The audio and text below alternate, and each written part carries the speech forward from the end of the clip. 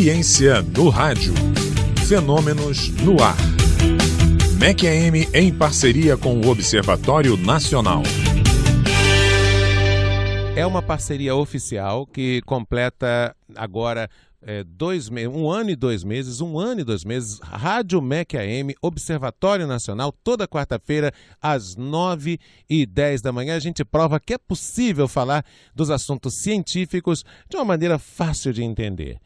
E o assunto de hoje é o seguinte: desde 1610, Galileu Galilei descobriu as 4 maiores luas de Júpiter. Muitos astrônomos profissionais e amadores têm observado esses satélites para conhecer suas posições em relação ao planeta e, assim, seus movimentos em torno de Júpiter. Pois bem, o Observatório Nacional está disponibilizando gratuitamente um software que vai facilitar a vida de quem quer fazer esse tipo de observação. Eu converso agora ao vivo com Carlos Veiga, pesquisador do Observatório Nacional, astrônomo e chefe da Divisão de Atividades Educacionais do OAN, do Observatório Nacional. Carlos, muito obrigado pela gentileza e bom dia. Bom dia, Marco. Como é que vai? Tudo bem, rapaz. Conta pra gente sobre as 4 luas de Júpiter e a importância, a relevância dessa descoberta que foi feita por Galileu Galilei. Como você bem falou agora no início do programa, elas foram descobertas em 1610 e até então todos esses astrônomos, a gente, amadores e profissionais, nós vemos observando esse sistema de satélites de maneira que a gente possa conhecer melhor, né, a origem dessas luas, a distância, os seus movimentos relativos em torno do planeta. A importância é a gente exatamente conhecer um pouco como é que o sistema solar se originou, né? Observando o Júpiter, por exemplo, mas se observar também outros planetas, Marte, né, Saturno e tal. E, especificamente, as luas de Júpiter são interessantes porque elas são quase que visíveis a olho, a olho nu, como a gente diz, né? Sem utilização de um grande telescópio ou uma grande luneta. Então, a importância é observar esses fenômenos, que a gente chama de eclipses, ocultações e trânsitos, que são as luas, quando elas são eclipsadas, né, ou ocultadas pelo planeta. Você faz uma série de observações a respeito disso, mede o tempo dessas observações, e a partir desses tempos a gente pode fazer uma série de contas, matemática e física, de maneira que a gente possa, então, recalcular os elementos orbitais, ou seja, como é que esses satélites orbitam ou se movimentam em torno de Júpiter. A partir desse conhecimento, você começa a entender do próprio sistema solar e desse sistema de satélites de Júpiter, que é bastante fácil de ser observado, né, e bem visível, né? É isso. Bom, vamos falar um pouquinho também sobre as características das luas em diferentes planetas. Vou te fazer uma típica pergunta de leigo, professor, que é a seguinte: que planetas do nosso sistema solar têm luas? Quer dizer, quase todo planeta do nosso sistema solar tem luas ou não? A maioria tem luas. Por exemplo, o próprio Júpiter tem essas 4 que descobertas por Galileu, mas depois de séculos e séculos de observação e de envios de sondas, né, no sistema solar pela Agência Espacial Americana, a NASA, hoje a gente conhece 63 luas de Júpiter. Então, quando a gente olha para o planeta Júpiter, em volta dele tem 63 luas. Quem não tem lua no sistema solar, por exemplo, Vênus, por exemplo, não tem satélite. Mercúrio não tem satélite. O resto dos planetas, né, eles têm satélites. A Terra tem a Lua, né, no caso, Marte, e por aí vai. Júpiter, né, Saturno, Urano, Netuno, né? Plutão não é considerado mais planeta, a gente lembra bem, né? Então, todos esses planetas, menos Mercúrio e Vênus, têm luas, ou têm satélites. Nós chamamos de luas, que é uma coisa mais comum, né? Mas são satélites naturais desses planetas. Então, Mercúrio e Vênus é a única exceção dos planetas que não têm lua. O que há de verdade, o que há de mito, professor, nessa história da interferência das luas sobre os planetas que elas orbitam? Por exemplo, interfere mesmo na força gravitacional? No caso do planeta Terra, que tem água, né, que tem oceano, interfere mesmo nos oceanos? Existe aquela história de que é legal fazer determinado cultivo, de uma determinada plantação, né, alguns planejamentos agrícolas levando em conta as fases da Lua. Tem gente que corta o cabelo levando em conta as fases da Lua. Onde tem verdade, onde tem mito nessa história de onde é que as luas se interferem? A Lua ela é super importante para o sistema Terra-Lua, para o sistema ficar em equilíbrio, né? No fundo, a nossa Lua, né, que é o nosso satélite natural, ela interfere gravitacionalmente, ou seja, em efeitos de maré. Mas como um todo, né, ela interfere, é uma força que atinge todo o planeta. Então, as marés oceânicas e mesmo marés terrestres e toda a população, ou toda a vida que está envolvida na Terra. Então, não existe uma pessoa específica sendo atingida por essa força de atração gravitacional desse sistema Terra-Lua. Então, a Lua, ela interfere como um todo no sistema da Terra, né, no fundo, né, de marés. Mas ela é importante para regular exatamente as marés altas, marés baixas. A Lua ela é super importante. Imagina se a gente não tivesse a Lua aqui, ou se um dia a Lua escapulir da gente, vamos dizer assim, né? Na verdade, a gente vai ter um problema sério, porque vai ter um problema de rotação, do movimento de rotação da Terra, vai ter uma série de problemas de mar, de líquidos, né? Todo esse líquido, toda essa hidrodinâmica que a gente chama, né? Que a Terra, na verdade, ela é formada por 70% de água, então todo esse equilíbrio, né, hidrodinâmico, né, de água, ela é devido também à presença da Lua com nós. Então a Lua é uma boa companheira da Terra, de maneira que ela faça um equilíbrio de forças, né, e de marés. Então, a Lua realmente interfere na Terra com efeito de maré. Agora, não especificamente no cabelo de uma pessoa, de uma população. Isso existe, mas a força é muito pequena em relação a esse cabelo, a essa cabeça, vamos dizer assim, né? Então, a Lua é importante, na verdade, para efeito de marés oceânicas, de marés terrestres. Ela deforma um pouco essas marés, mas como um todo. Então, como a gente está dentro do planeta, né, pertence ao planeta, todo mundo é influenciado, né, por essa força, mas como um todo. Então, todo mundo, se cortar o cabelo lá na Lua cheia ou na Lua minguante, né, ou nova, vai ter o mesmo efeito, né? Mas é um efeito que eu diria, muito pequeno em relação ao ser humano, né? Em relação à agricultura, por exemplo, isso é interessante também. A Lua também, como o Sol, elas são partes importantes na agricultura. Ou né? seja, é correto fazer um planejamento de plantio, né? Um planejamento agrícola, levando em conta as fases da Lua.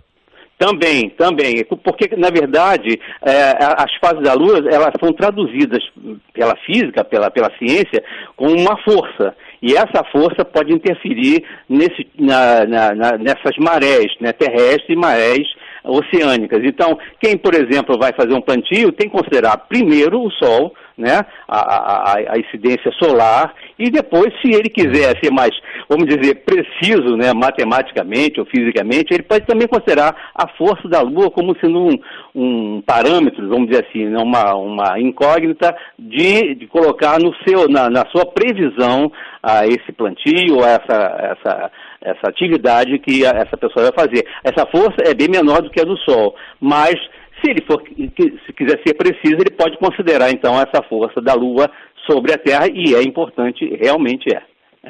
Pois é, professor, enquanto o senhor falava, e claro que eu não deixei de prestar atenção no senhor simultaneamente, eu chamei aqui duas visitantes nossas, a Alexandra Oliveira. Alexandra Oliveira, que vai dar entrevista daqui a pouco às 9h40, é da Associação Roquete Pinto, da SERP, e que é gerente de acessibilidade e a coordenadora também da equipe, a Luana, para que elas dessem uma olhadinha aqui nas 4 luas, que é a Calisto, a Ganimedes, a Europa e a Io. Io, Europa, Ganimedes... E Calisto. E Calisto. Elas adoraram a Calisto, acharam lindíssima. Aqui, nossas visitantes, eu abri aqui no YouTube para verificar. E me fale uma coisa, de que maneira é possível fazer essa observação? Com que tipo de equipamentos? Porque aqui a gente está vendo, né, no YouTube e são lindas, sem dúvida. Com que tipo de equipamento se pode observar? A gente pode observar com qualquer tipo de equipamento óptico. Por exemplo, até um binóculo é possível observar. O interessante dessas observações é o seguinte, é você medir tempos por exemplo, de eclipse. Então o Io, que é uma das luas que você acabou de falar, ele é muito próximo do planeta. E de vez em quando ele é eclipsado pelo planeta. Você medir o tempo de entrada do início do eclipse, do final do eclipse, você pode calcular uma série de coisas. Por exemplo, em 1638, o Galileu Galilei, que ele acabou de falar também aqui, ele tentou medir a velocidade da luz usando uma série de artifícios. Não conseguiu.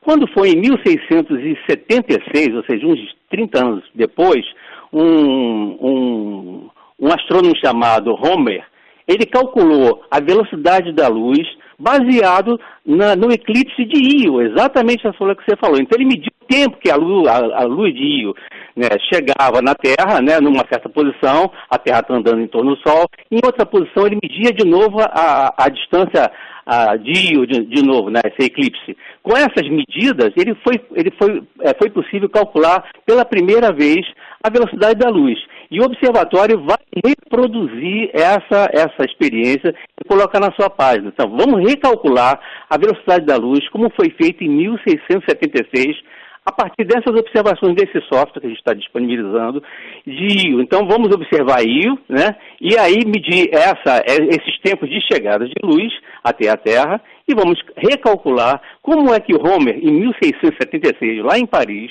ele calculou mais ou menos, porque foi 220 mil quilômetros por segundo, e nós sabemos hoje que a velocidade da luz é de 300 mil quilômetros por segundo, ele errou bastante, mas com os dados que ele tinha na época, já foi um grande avanço, ele ter calculado a velocidade da luz a partir de um satélite, de uma lua de Júpiter. Foi isso que nos motivou exatamente a produzir um software e disponibilizar para a sociedade, para a população, sim, de maneira que ele pudesse reproduzir esse cálculo que é fácil de fazer. Nós vamos colocar isso na página e vai ser muito interessante ver uma série de astrônomos amadores, crianças interessadas e motivadas, né, pela ciência, tentando observar aqueles satélites, os eclipses, e calcular, né, a velocidade da luz. Que bom que vai ficar disponível. Como é que é mesmo a página? Olha, www, deixa eu dar uma olhada aqui. Não tem problema, só procura aí que a gente tranquilamente, enquanto isso eu vou dizendo para os ouvintes que essa entrevista, ela é parte de uma parceria que já dura 2 anos, Marco Aurélio. Olha, mas vai durar 2, 3, 4 anos, vai durar muitos anos. A parceria de 1 ano e 2 meses, é uma parceria oficial do programa Todas as Vozes, Rádio MEC AM, com o Observatório Nacional. Diga, professor. Olha, vamos lá, é https, aqui, 2 pontos, duas barras invertidas, e aí daed.on.br/astro. Maravilha. O software é gratuito. Uma coisa que eu queria te falar, que acho que é super interessante, Marcos, para o teu público também, é o seguinte, o Júpiter ele vai nascer exatamente com 2017. Então, aos 30 minutos do dia 1º de 2017, meia-noite e 30, Júpiter já estará no céu e todo mundo vai poder observar Júpiter de janeiro até agosto, fazer essas observações de satélite e poder contemplar o Júpiter. Ele vai estar a leste, sempre agora no início do ano. Então, a pessoa olhar para o nascer do Sol, né, de noite, à meia-noite, olhar na direção do leste, ele vai ver uma grande bola, bastante grande, não é uma estrela, é o planeta Júpiter nascendo, e vai ficar aí por uns 6 meses no céu, para que possa ser observado e medido o tempo das luas, para que a gente possa contribuir com esses dados. Aos 30 minutos do dia 1º? Do dia 1º. Então, tem uma sugestão para os nossos ouvintes, principalmente para os casaizinhos, você que quer levar seu namorado ou sua namorada, pessoal que não estiver afim daquela muvuca, aquele tumulto de Copacabana e tal, suba a serra para Friburgo ou Petrópolis e tal, num determinado ponto da estrada em que você puder olhar para o lado leste. Agora o celular tem bússola, fica mais fácil, né? No celular tem bússola. olhou para o lado leste numa serra, que aí já não tem as luzes da rua, disse assim, amor, eu quero um ano novo diferente. Seja criativo, saia da mesmice. Eu quero ver Júpiter subir. É isso aí. Com você do meu lado. Então, vai para uma região serrana, sem luz, sem nada, sem a muvuca de Copacabana, e aí você vai começar o ano novo de forma diferente. Você vai ver nascer Júpiter aos 30 minutos, né, professor? Aos 30 minutos do dia 1º de janeiro de 2000. Ó, a minha convidada aqui no estúdio já está até anotando lá as dicas. E o interessante, Márcio, é que duas luas, pelo menos Rio e acho que Europa, eles podem ser vistos à vista desarmada, como a gente diz, a olho nu, né? Uhum. Então, se você observar bem, ficar bastante calmo, treinar bastante o olho na escuridão, você vai poder ver 2 pontos do lado de Júpiter, serão 2 luas. Você pode ficar tranquilo que o pessoal que leva namorado ou namorada para a serra costuma treinar o olho na escuridão com muita facilidade. E é sempre bom lembrar que o professor pediu para que vocês, nesse momento, observem Júpiter com a hipótese também do olho nu. Quanto a outras partes nuas, isso é uma opção de cada casal, né, professor? Exatamente. E sem bebida alcoólica, senão você não vai ver absolutamente, ou vai ver muitas luas, na verdade, né? Professor, é sempre uma honra, desculpe pelas brincadeiras, mas a ideia do quadro é justamente essa, trazer os temas científicos para bem próximo das pessoas, de maneira descontraída, fácil de entender, e o senhor é bem claro, bem didático. Um feliz 2017, que nós possamos, professor Carlos Veiga, conversar outras vezes aqui nessa parceria em 2017, muitas outras vezes aqui nessa parceria oficial, tá bom? Obrigado, Márcio, obrigado pela oportunidade. Opa, olha aí. Professor? Sumiu. Na hora que ele está se despedindo de mim, a linha caiu. O que significa dizer que, às vezes, as operadoras esperam que as entrevistas terminem. É uma parceria oficial do Observatório Nacional com a MEC AM. Ciência no rádio. Fenômenos no ar.